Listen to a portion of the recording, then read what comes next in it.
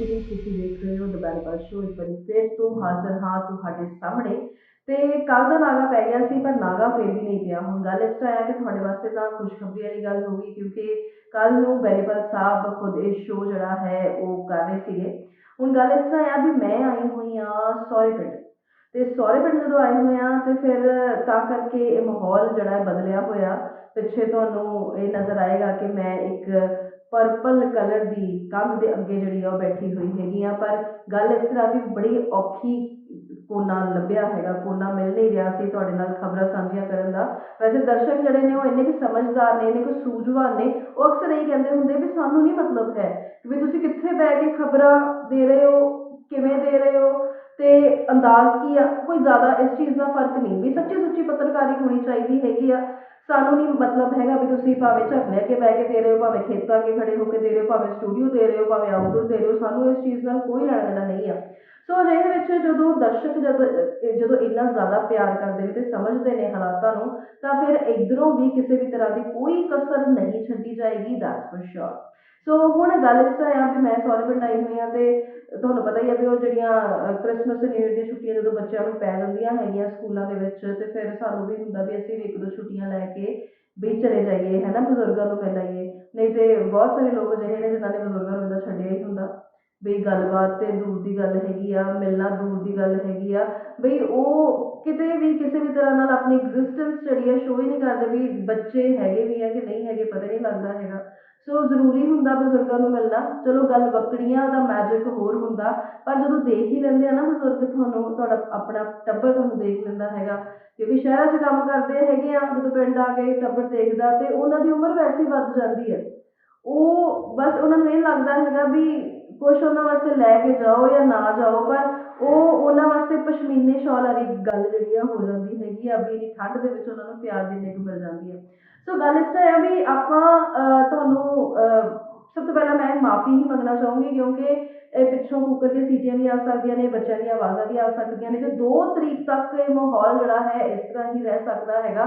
ਆਪਣੇ ਵੱਲੋਂ ਮੈਂ ਕੋਨਾ ਲੱਭਣ ਦੀ ਕੋਸ਼ਿਸ਼ ਕੀਤੀ ਹੈ, ਪਰ ਤੁਸੀਂ ਬੱਚਿਆਂ ਨੂੰ ਕਿੰਨਾ ਚੁੱਪ ਕਰਾ ਲਓਗੇ, ਹੈ ਨਾ। ਬੱਚੇ ਦੇ ਫਿਰ ਬੱਚੇ ਹੈਗੇ ਆ, ਤੇ ਜਦੋਂ ਤੁਸੀਂ ਆਏ ਹੁੰਦੇ ਹੋ ਲੋਕੇਸ਼ਨ ਦੇ ਉੱਤੇ, ਤੇ ਫਿਰ ਤਾਂ ਮਾਹੌਲ ਜਿਹੜਾ ਹੋਰ ਹੀ ਹੁੰਦਾ ਜਦੋਂ ਬੱਚਿਆਂ ਦੀਆਂ ਛੁੱਟੀਆਂ ਚੱਲ ਰਹੀਆਂ ਹੁੰਦੀਆਂ। ਨਹੀਂ ਤੇ ਮੈਂ ਸੋਚਿਆ ਪਹਿਲਾਂ ਇਹਨਾਂ ਨੂੰ ਸਵਾਦ ਆ, ਫਿਰ ਉਸ ਤੋਂ ਬਾਅਦ ਸ਼ੋਅ ਕਰਾਂ, ਉਹ ਵੀ ਮੁਮਕਿਨ ਨਹੀਂ ਹੈਗਾ। ਸੋ ਇਹ ਸਭ ਕੁਝ ਹੋ ਸਕਦਾ ਹੈਗਾ, ਮਾਫੀ ਮੈਂ ਪਹਿਲਾਂ ਹੀ ਮੰਗ ਰਹੀ ਹਾਂ।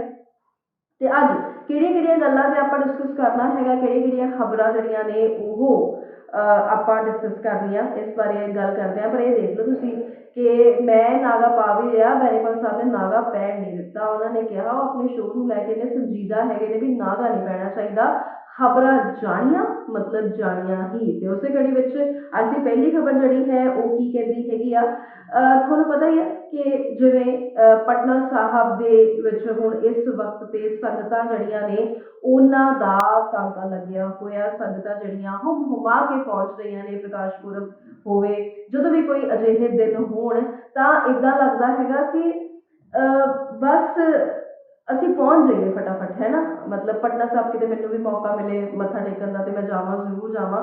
ਤੇ ਇਹ ਮਤਲਬ ਮਾਹੌਲ ਇਸ ਵਕਤ ਇੰਨਾ ਰੂਹਾਨੀ ਮਾਹੌਲ ਹੈ ਉੱਥੇ। ਦਸਮ ਪਿਤਾ ਦੀ ਜਦੋਂ ਗੱਲ ਆਉਂਦੀ ਹੈ, ਵੈਸੇ ਹੀ ਲੂ ਕੰਡੇ ਜਿਹੜੇ ਨੇ ਖੜੇ ਹੋ ਜਾਂਦੇ ਨੇ, ਤੇ ਖੂਨ ਜਿਹੜਾ ਹੈ ਉਹ ਦੁਗਣੀ ਸਪੀਡ ਨਾਲ ਚੱਲਣਾ ਸ਼ੁਰੂ ਹੋ ਜਾਂਦਾ। ਸਾਡੇ ਦਸਮ ਪਿਤਾ ਨੇ ਸਾਨੂੰ ਟ੍ਰੇਨਿੰਗ ਦਿੱਤੀ ਆ, ਸਾਨੂੰ ਸੈਲਫ ਡਿਫੈਂਸ ਦੀ ਟ੍ਰੇਨਿੰਗ ਵੀ ਉਹਨਾਂ ਨੇ ਦਿੱਤੀ ਆ, ਸਾਨੂੰ ਮਾਰਸ਼ਲ ਆਰਟਸ ਦੀ ਟ੍ਰੇਨਿੰਗ ਵੀ ਉਹਨਾਂ ਨੇ ਦਿੱਤੀ ਆ।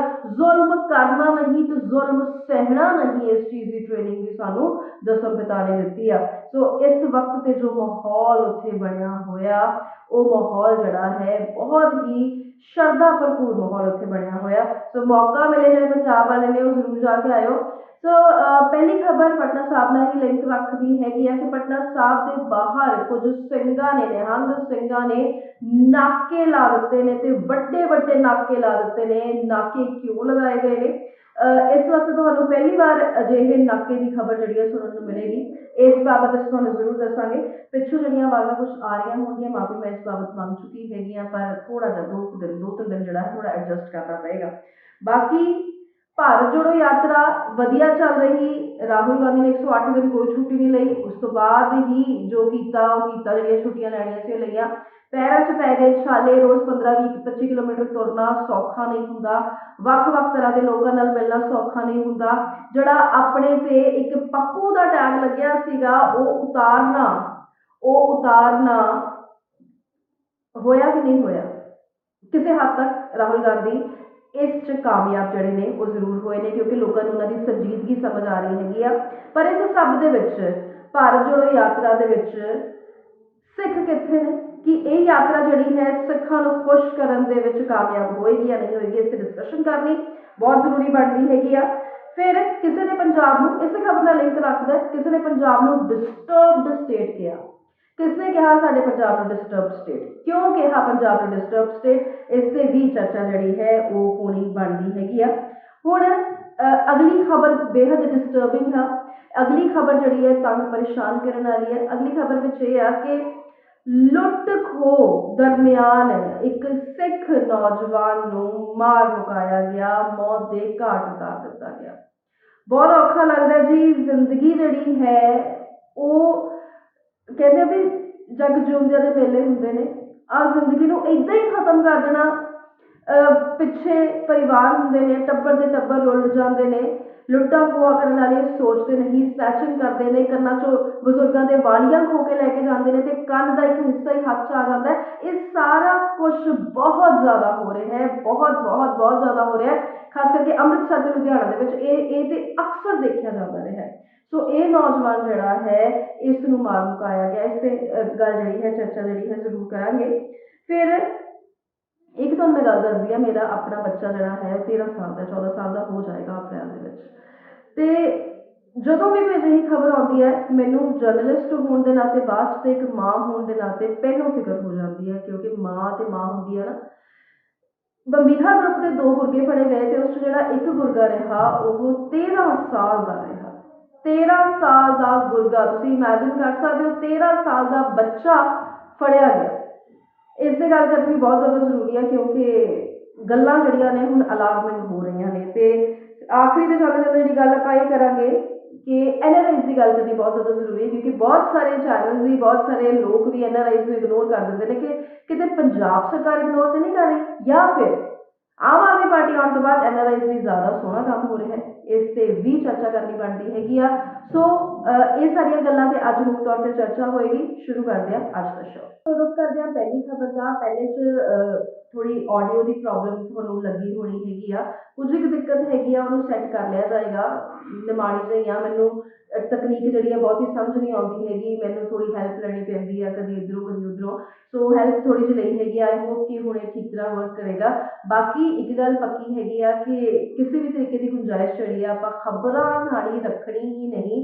ਸੋ ਪਹਿਲੀ ਖਬਰ ਅਸੀਂ ਤੁਹਾਨੂੰ ਦੱਸਿਆ ਸੀਗਾ ਕਿ ਪਟਨਾ ਸਾਹਿਬ ਦੇ ਵਿੱਚ ਮਾਹੌਲ ਜਿਹੜਾ ਹੈ ਬਿਲਕੁਲ ਸ਼ਰਧਾ ਭਰਪੂਰ ਹੋਇਆ ਤੇ ਇਸ ਦਰਮਿਆਨ ਨਿਹੰਗ ਸਿੰਘਾਂ ਵੱਲੋਂ ਪਟਨਾ ਸਾਹਿਬ ਗੁਰਦੁਆਰਾ ਸਾਹਿਬ ਦੇ ਬਾਹਰ, ਸ੍ਰੀ ਹਰਿਮੰਦਰ ਸਾਹਿਬ ਦੇ ਬਾਹਰ ਨਾਕੇ ਲਗਾਏ ਗਏ ਨੇ। ਤੇ ਇਹ ਨਾਕੇ ਜਿਹੜੇ ਨੇ ਇਹ ਕੀ ਕਹਿੰਦੇ ਨੇ, ਨਾਕੇ ਕਿਉਂ ਲਗਾਏ ਗਏ ਨੇ, ਪਹਿਲਾਂ ਤਾਂ ਕਦੇ ਅਜਿਹਾ ਨਹੀਂ ਹੋਇਆ, ਹੁਣ ਅਜਿਹਾ ਕਿਉਂ ਹੋ ਰਿਹਾ ਹੈ, ਇਹ ਦੱਸਣਾ ਬਹੁਤ ਜ਼ਿਆਦਾ ਜ਼ਰੂਰੀ ਹੈਗਾ। ਸੋ ਤੁਹਾਨੂੰ ਦੱਸ ਦਈਏ ਕਿ ਨਾਕੇ ਜਿਹੜੇ ਉਹ ਤਾਂ ਕਰਕੇ ਲਗਾਏ ਗਏ ਨੇ ਕਿ ਕੋਈ ਵੀ ਆਪਣੀ ਜੇਬ ਦੇ ਵਿੱਚ ਕੋਈ ਬੀੜੀ, ਸਿਗਰਟ, ਤੰਬਾਕੂ, ਜਰਦਾ, ਉਹ ਕੀ ਕਹਿੰਦੇ ਆ ਹੋਰ ਮਸਾਲਾ ਮਸੂਲਾ ਜੋ ਵੀ ਉਹ ਹੁੰਦਾ, ਉਹ ਕਿਤੇ ਜੇਬ ਦੇ ਵਿੱਚ ਰੱਖ ਕੇ ਨਾ ਚਲਾ ਜਾਏ, ਕੁਝ ਅਜਿਹਾ ਨਾ ਹੋ ਜਾਏ, ਕੁਝ ਅਜਿਹਾ ਨਾ ਹੋਏ ਜਿਹੜਾ ਕਿ ਫਿਰ ਤੋਂ ਬੇਅਦਬੀ ਦਾ ਕਾਰਨ ਬਣੇ। ਪੰਜਾਬ ਦੇ ਲੋਕਾਂ ਨੇ ਤੁਸੀਂ ਇੱਕ ਗੱਲ ਨੋਟਿਸ ਕੀਤੀ ਹੈ ਕਿ ਇੱਕ ਚੀਜ਼ ਨੂੰ ਬੜੇ ਕਲੀਅਰ ਹੋ ਗਏ ਨੇ ਕਿ ਹੁਣ ਬੇਅਦਬੀ ਨਹੀਂ ਹੋਣ ਦੇਣੀ। ਵਾਟ ਐਵਰ ਇਟ ਟੇਕਸ, ਹੁਣ ਬੇਅਦਬੀ ਹੋਣ ਹੀ ਨਹੀਂ ਦੇਣੀ। ਹਾਲਾਂਕਿ ਸਰਕਾਰ ਵੀ ਇਸ ਗੱਲ ਨੂੰ ਲੈ ਕੇ ਸੰਜੀਦਾ ਹੈਗੀ ਹੈ, ਇੱਦਾਂ ਨਹੀਂ ਕਿ ਸਰਕਾਰ ਸੰਜੀਦਾ ਨਹੀਂ ਹੈ। ਆਮ ਆਦਮੀ ਪਾਰਟੀ ਵੀ ਇਸ ਚੀਜ਼ ਨੂੰ ਲੈ ਕੇ ਸੰਜੀਦਾ ਆ, ਪਰ ਲੋਕ ਆਪਣੇ ਪੱਧਰ ਤੇ ਆ ਕੇ, ਆਪਣੇ ਪੱਧਰ ਤੇ ਲੋਕ ਕੋਸ਼ਿਸ਼ਾਂ ਕਰ ਰਹੇ ਨੇ। ਹਾਲਾਂਕਿ ਕੁਝ ਐਕਸਟ੍ਰੀਮ ਸਟੈਪਸ ਪਿੱਛੇ ਚੱਕੇ ਗਏ, ਜਦੋਂ ਕਿ ਇੱਕ ਔਰਤ ਦਾ ਜਿਹੜਾ ਖੋਕਾ ਸੀਗਾ ਉਸਨੂੰ ਉਹਦਾ ਸਮਾਨ ਸਾੜਿਆ ਗਿਆ। ਬਹੁਤ ਸਾਰੇ ਲੋਕਾਂ ਨੇ ਇਸ ਦੀ ਨਿਖੇਧੀ ਵੀ ਕੀਤੀ ਕਿ ਉਹ ਗਰੀਬ ਸੀ।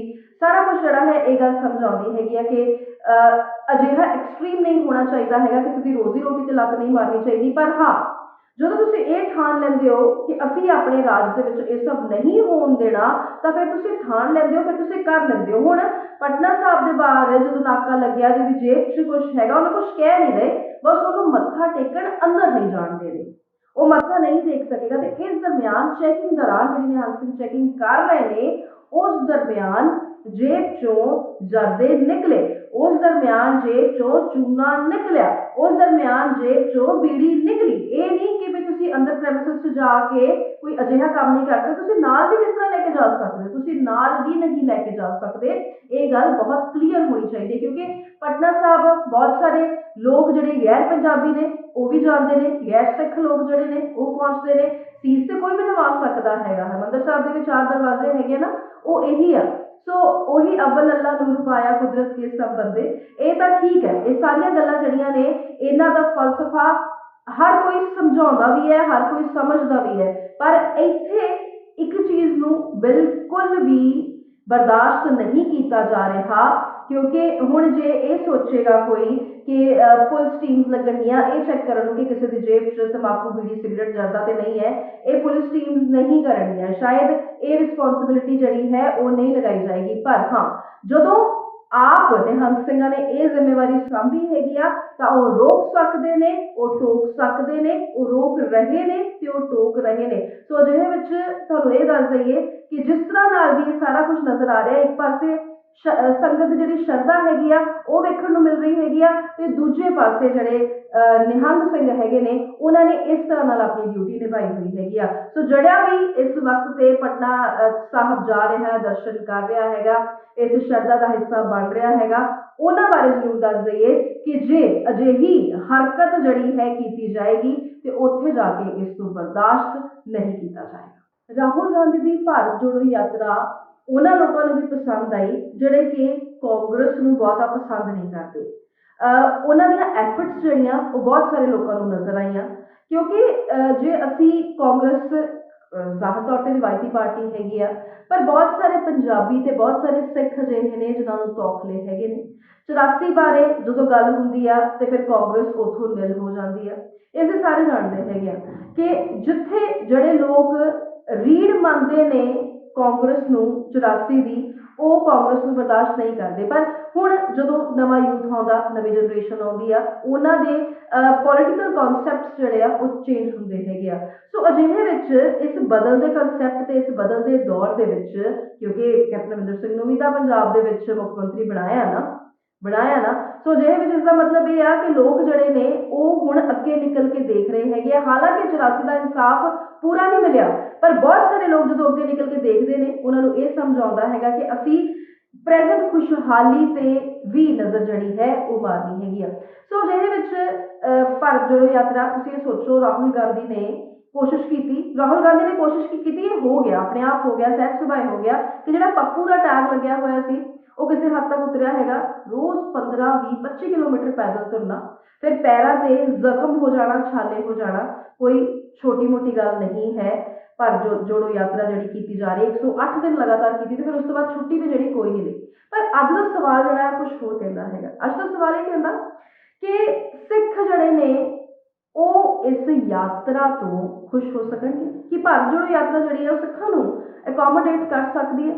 क्योंकि दर्द जड़े आ वड्डे 84 के जो जगदीश टाइटलर मीटिंग्स शामिल होंगे जो दिल्ली में होंगे तो सिख इस चीज़ को बिल्कुल बर्दाश्त नहीं करते। हालांकि जगदीश टाइटलर ये चीज़ अगों कह देंगे है कि मेरे ते कल FIR दसो, उधरों एच स्कूल का जड़े ने वो खड़े हो जाते हैं कि एक बंदा झूठ बोलता है, वो झूठ का पर्दा फाश चढ़ा है वो करते हैं, वो खड़े होके।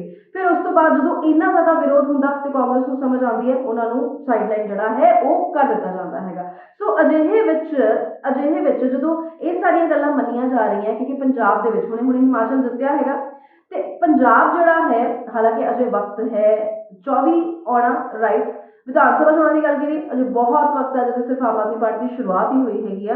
पर एक गल जरूर आ कि जो रूह फूकनी हैगी आ पंजाब दे विच कांग्रेस ने, या कांग्रेस की एग्जिस्टेंस नूं असीं पंजाब दे विच देखने आ ते सिखां नूं नाल लेके चलना होएगा।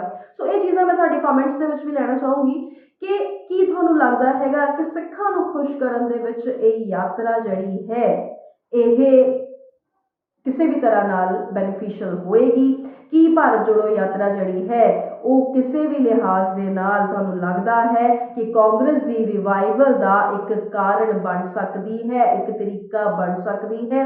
राहुल गांधी के इंडिविजुअल बिहेवियर की गल करिए तो बहुत सारे लोगों के बहुत मजाक का पात्र भी बने ने, ਉਹਨਾਂ ਕੁਛ ਦਾਗਾਂ ਨੂੰ ਧੋਣ ਦਾ ਕੰਮ ਤਾਂ ਜ਼ਰੂਰ ਕਰ ਰਹੀ ਹੈਗੀ ਜਿਹੜਾ ਕਿ ਨੰਗੀਆਂ ਅੱਖਾਂ ਨਾਲ ਵੀ ਆਪਾਂ ਦੇਖ ਸਕਦੇ ਹਾਂ। ਪਰ ਜਿੱਥੇ ਸਿੱਖਾਂ ਦੀ ਗੱਲ ਆਉਂਦੀ ਹੈ ਇੱਥੇ ਫੈਸਲਾ ਥੋੜਾ ਜਿਹਾ ਮੁਸ਼ਕਲ ਹੈ। ਇਹ ਚੀਜ਼ ਨੂੰ ਕਮੈਂਟਸ 'ਚ ਜ਼ਰੂਰ ਦੱਸਿਓ।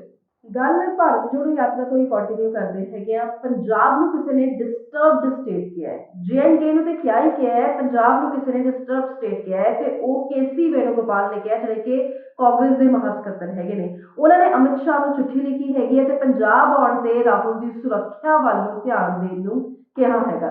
ਹਾਲਾਂਕਿ ਪੰਜਾਬ ਨੂੰ ਉਦੋਂ ਵੀ ਬਦਨਾਮ ਕੀਤਾ ਗਿਆ ਸੀ ਜਦੋਂ PM ਮੋਦੀ ਦੀ ਗੱਲ ਆਈ ਸੀ, ਜਦੋਂ ਉਹਨਾਂ ਦੀ ਫੇਰ ਦੀ ਗੱਲ ਆਈ ਸੀ, ਉਦੋਂ ਸਿਕਿਉਰਿਟੀ ਲੈਪਸ ਦੀਆਂ ਬਹੁਤ ਸਾਰੀਆਂ ਖਬਰਾਂ ਜਿਹੜੀਆਂ ਉਹ ਆਈਆਂ ਸੀ ਤੇ ਇਸ ਵਾਰੀ ਰਾਹੁਲ ਗਾਂਧੀ ਦਾ ਨਾਂ ਲੈ ਕੇ ਇਹ ਗੱਲ ਜਿਹੜੀ ਹੈ ਕਹੀ ਜਾ ਰਹੀ ਹੈ ਤੇ ਪੰਜਾਬ ਨੂੰ ਇੱਕ ਡਿਸਟਰਬਡ ਸਟੇਟ ਕਹਿਣਾ ਇਹ ਬਹੁਤ ਹੀ ਸੋਲਿਡ ਕਮੈਂਟ ਹੈਗਾ ਪੰਜਾਬ ਨੂੰ ਲੈ ਕੇ, ਜਿਹੜਾ ਜ਼ਾਹਰ ਤੌਰ ਤੇ ਬਹੁਤ ਸਾਰੇ ਲੋਕਾਂ ਨੂੰ ਪਸੰਦ ਨਹੀਂ ਆਏਗਾ। ਸੋ ਤੁਹਾਨੂੰ ਦੱਸ ਦਿੰਦੇ ਆ ਕਿ ਕਿਸ ਤਰ੍ਹਾਂ ਦੇ ਨਾਲ ਤੇ ਕਿਉਂ ਕਿਹਾ ਗਿਆ। ਉਹਨਾਂ ਨੇ ਕਿਹਾ ਕਿ ਦਿੱਲੀ ਵਿੱਚ ਜਦੋਂ ਰਾਹੁਲ ਗਾਂਧੀ ਐਂਟਰ ਕੀਤੇ ਸੀਗੇ ਤਾਂ ਵੀ ਜਿਹੜੀ ਸੁਰੱਖਿਆ ਹੈ ਉਸ ਦੇ ਵਿੱਚ ਕਿਤੇ ਨਾ ਕਿਤੇ ਲੈਪਸ ਜਿਹੜਾ ਹੈ ਉਹ ਦੇਖਿਆ ਗਿਆ। ਉਹਨਾਂ ਨੇ ਦਿੱਲੀ ਦਾ ਉਦਾਹਰਨ ਦਿੰਦੇ ਹੋਇਆ ਕਿਹਾ, ਜਿਹੜੇ KC ਵੇਣੂਗੋਪਾਲ ਨੇ, ਕਿ ਪੰਜਾਬ ਵਿੱਚ ਭਾਰਤ ਜੋੜੋ ਯਾਤਰਾ ਦੌਰਾਨ ਰਾਹੁਲ ਗਾਂਧੀ ਸਣੇ ਸਾਰੇ ਮੁਸਾਫਰਾਂ ਤੇ ਨੇਤਾਵਾਂ ਦੀ ਸੁਰੱਖਿਆ ਸੁਨਿਸ਼ਚਿਤ ਕਰਨ ਦੇ ਲਈ ਉਸੇ ਵਕਤ ਕਦਮ ਉਠਾਉਣ ਦੀ ਜਿਹੜੀ ਹੈ ਉਹ ਅਪੀਲ ਕੀਤੀ ਹੈਗੀ ਆ।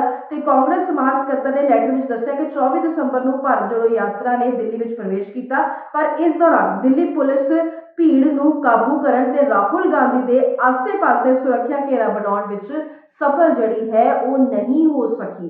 ਸੋ ਉਹਨਾਂ ਨੇ ਦਿੱਲੀ ਦਾ ਉਦਾਹਰਨ ਦਿੱਤਾ।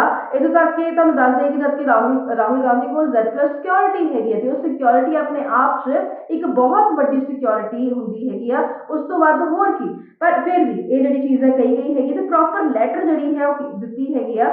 ਇਸ ਤੇ ਜੇ ਰਾਜਾ ਵੜਿੰਗ ਤੋਂ ਪੁੱਛੋ ਤੇ ਰਾਜਾ ਵੜਿੰਗ ਨੇ ਕਿਹਾ ਕਿ ਦੇਖੋ ਜੀ, ਪੰਜਾਬ ਜਿਹੜਾ ਹੈ ਆਪਣੀ ਮਹਿਮਾਨ ਨਵਾਜ਼ੀ ਲਈ ਜਾਣਿਆ ਜਾਂਦਾ ਹੈ। ਪੰਜਾਬ ਦੇ ਲੋਕ ਕਦੀ ਵੀ ਇਸ ਤਰ੍ਹਾਂ ਦੀ ਕੋਈ ਹਰਕਤ ਨਹੀਂ ਕਰਦੇ ਜਿਸ ਨਾਲ ਕਿ ਅਮਨ ਕਾਨੂੰਨ ਜਿਹੜਾ ਹੈ ਉਹ ਖਰਾਬ ਹੋਏ। ਸੋ ਭਾਰਤ ਜੋੜੋ ਯਾਤਰਾ ਜਨਵਰੀ 2023 ਦੇ ਜਿਹੜੇ ਪਹਿਲੇ ਵੀਕ 'ਚ ਤੁਹਾਨੂੰ ਪਤਾ ਹੀ ਹੈ ਕਿ ਰਾਜਪੁਰਾ ਦੇ ਸ਼ੰਭੂ ਬੈਰੇ ਤੋਂ ਪੰਜਾਬ ਵਿੱਚ ਜਿਹੜਾ ਐਂਟਰ ਕਰਨਾ ਹੈਗਾ, ਫਿਰ ਪਠਾਨਕੋਟ ਦੇ ਰਸਤੇ ਉਸਨੇ ਅੱਗੇ ਵਧਣਾ ਹੈਗਾ। ਸੋ ਅਜਿਹੇ ਵਿੱਚ ਪਰ ਯਾਤਰਾ ਦੇ ਪੰਜਾਬ ਵਿੱਚ ਪ੍ਰਵੇਸ਼ ਦੀ ਫਿਲਹਾਲ ਸਹੀ ਤਰੀਕ ਜਿਹੜੀ ਹੈ ਉਹ ਦੱਸੀ ਨਹੀਂ ਗਈ ਹੈ। ਕੋਈ ਇਸ ਨੂੰ ਕਹਿੰਦਾ ਕਿ ਅਜੇ ਕੁਝ ਫਾਈਨਲ ਨਹੀਂ ਹੋਇਆ, ਕੋਈ ਇਸ ਨੂੰ ਕਹਿੰਦਾ ਕਿ ਅਸੀਂ ਸਿਕਿਉਰਿਟੀ ਦੇ ਲਿਹਾਜ਼ ਨਾਲ ਪਹਿਲਾਂ ਜਿਹੜੀਆਂ ਤਰੀਕਾਂ ਨੇ ਉਹ ਨਹੀਂ ਦੱਸ ਰਹੇ ਹੈਗੇ। ਸੋ ਮਿਕਸਡ ਰਿਐਕਸ਼ਨਸ ਇਸ ਤੇ ਨਜ਼ਰ ਆ ਰਹੇ ਨੇ। ਹਾਲਾਂਕਿ ਵੜਿੰਗ ਵੱਲੋਂ ਯਾਤਰਾ ਸੰਬੰਧੀ ਸਾਰੀਆਂ ਤਿਆਰੀਆਂ ਜਿਹੜੀਆਂ ਨੇ ਪੂਰੀਆਂ ਕੀਤੀਆਂ ਜਾ ਚੁੱਕੀਆਂ ਨੇ ਤੇ ਗੱਜ ਵੱਜ ਕੇ ਸਟੇਜ ਤੇ ਇਸ ਬਾਬਤ ਬੋਲ ਵੀ ਰਹੇ ਨੇ।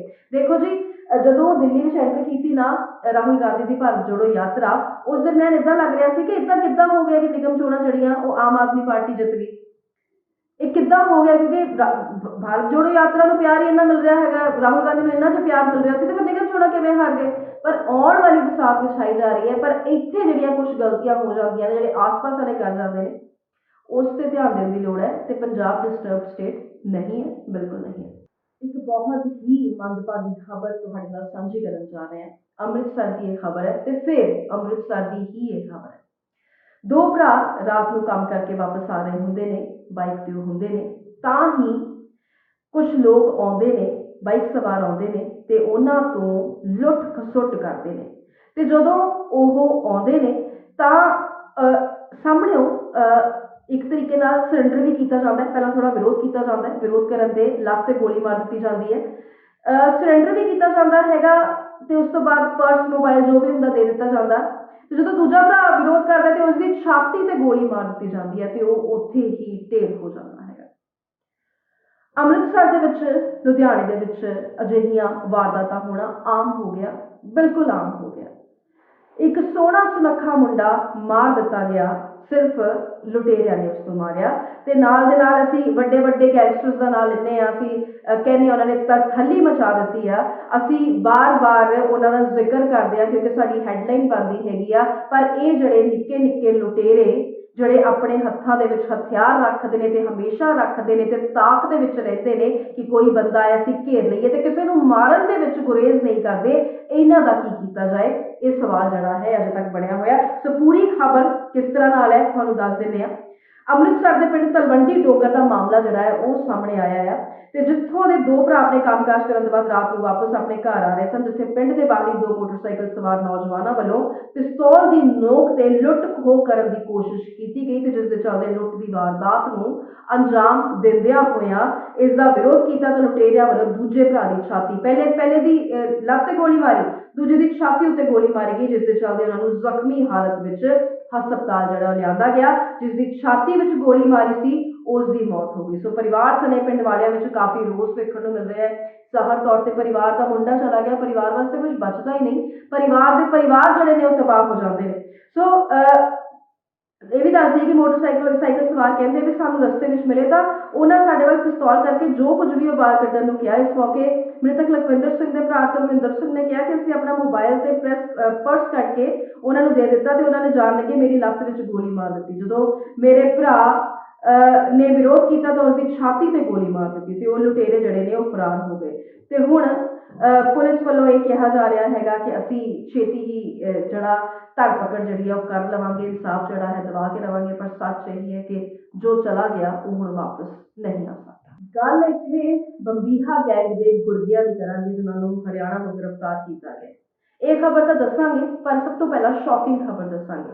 ਉਹ ਸ਼ੌਕਿੰਗ ਖਬਰ ਇਹ ਆ ਕਿ ਜਿਹਨਾਂ ਦੋ ਗੁਰਗਿਆਂ ਨੂੰ ਗ੍ਰਿਫਤਾਰ ਕੀਤਾ ਗਿਆ, ਇੱਕ ਦੀ ਉਮਰ ਤੇ 24 ਸਾਲ ਤੇ ਦੂਜੇ ਦੀ ਉਮਰ ਮਹਿਜ਼ 13 ਸਾਲ। ਮੈਂ ਤੁਹਾਨੂੰ ਸ਼ੁਰੂਆਤ 'ਚ ਵੀ ਜ਼ਿਕਰ ਕੀਤਾ ਸੀ ਕਿ ਮੇਰਾ ਆਪਣਾ ਬੇਟਾ ਜਿਹੜਾ ਹੈ ਉਹ 13 ਸਾਲ ਦਾ ਹੈ, 14 ਦਾ ਉਹਨੇ ਹੋਣਾ ਹੈਗਾ।